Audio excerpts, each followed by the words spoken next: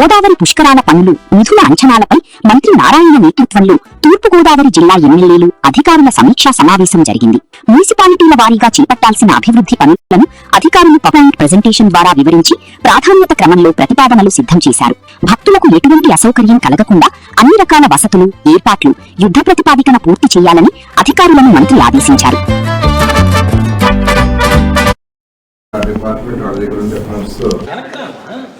అందరికీ నమస్కారాలండి. ఈరోజు నిడదవోలు, కొవ్వూరు, రాజమండ్రి ఈ 3 మండపేట ఈ 4 కాన్స్టిట్యున్సీలో ఉన్న ఎమ్మెల్యేలతో అక్కడున్న మంత్రులతో ఈరోజు గోదావరి పుష్కరాల విషయమే ఈరోజు డిస్కస్ చేయడం జరిగింది. మెయిన్గా ఇన్ఫ్రాస్ట్రక్చర్ అంటే ఏదైతే మున్సిపల్ ఏరియాలో రోడ్లు కావచ్చు, డ్రైన్స్ కావచ్చు, వాటర్ ఫెసిలిటీ కావచ్చు, పార్కింగ్ కావచ్చు, అదేవిధంగా అదర్ ఫెసిలిటీస్ అయితే ఇన్ఫ్రాస్ట్రక్చర్ కావాలో ఆ ఇన్ఫ్రాస్ట్రక్చర్ గురించి, అదేవిధంగా పుష్కరాలు స్టార్ట్ అయిన తర్వాత ఏదైతే మెయింటైన్ చేసే విషయాలు ఉన్నాయో ఘాట్ల దగ్గర మెయింటైన్ చేసే విషయం కానీ, అదేవిధంగా అక్కడ వాటర్ కానీ అక్కడ వచ్చి షెల్టర్స్ ఏర్పాటు చేయటం కానీ, డ్రింకింగ్ వాటరు, ఫుడ్ వీటన్నిటి మీద ఈరోజు ఎమ్మెల్యేలతో డిస్కస్ చేయడం జరిగింది. గత అనుభవాలను పెట్టుకొని వాళ్ళందరూ కొన్ని సలహాలు కూడా ఇచ్చారు. దాంట్లో ఫేజ్ 1 ఏంటంటే మున్సిపాలిటీలో ఈ యొక్క మున్సిపాలిటీస్లో మండపేట కావచ్చు, కొవ్వూరు కావచ్చు, నిడదవోలు కావచ్చు, రాజమండ్రి ఈ 4 మున్సిపాలిటీలో ఈ యొక్క పుష్కరాలను దృష్టిలో పెట్టుకొని బేసిక్ ఇన్ఫ్రాస్ట్రక్చర్ని శాచ్యురేషన్ పాయింట్లో చేయాలంటే ఎలా చేయాలనే దాని మీద కొంత ఎమ్మెల్యేలు వాళ్ళు సజెషన్స్ ఇచ్చారు. వాటిని అన్నింటిని బేస్ చేసుకొని ఇప్పుడు కమిషనర్సు, సిడిఎంఏ గారు, అదేవిధంగా సెక్రటరీ గారు కూర్చొని వర్కౌట్ చేస్తున్నారు.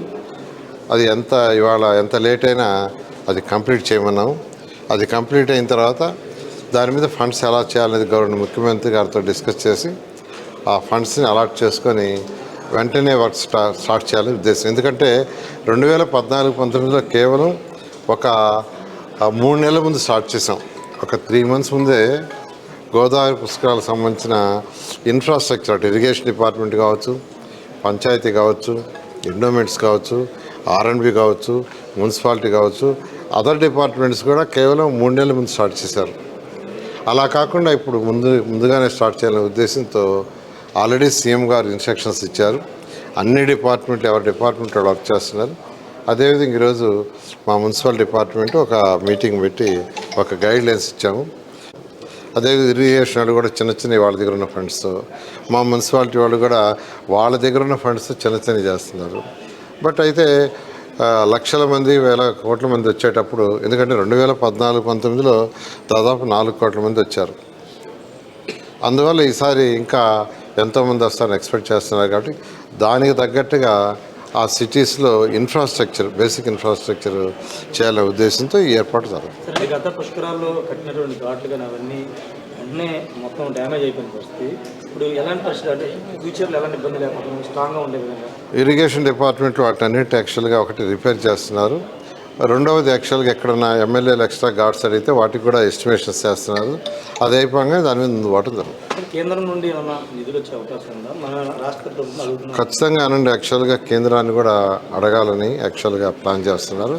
త్వరలో కేంద్రాన్ని కూడా అడగటం, వాళ్ళ సహాయాన్ని కూడా తీసుకోవడానికి అప్లికేషన్ పెట్టి సీఎం గారు గౌరవమైన ప్రధానమంత్రి గారితో మాట్లాడటం జరుగుతుంది. మొత్తం ఎన్ని ఘాట్లు సార్ గతంలో నాటికి అని పెంచుతున్నారు? గతంలో ఏదైతే ఘాట్లు ఉన్నాయో ఆ ఘాట్లకి కొన్ని యాక్షన్ చేయడానికి ప్రిపేర్ అయ్యారు. త్వరలో దాని మీద కూడా ఇస్తాం. ఓకే, చాలా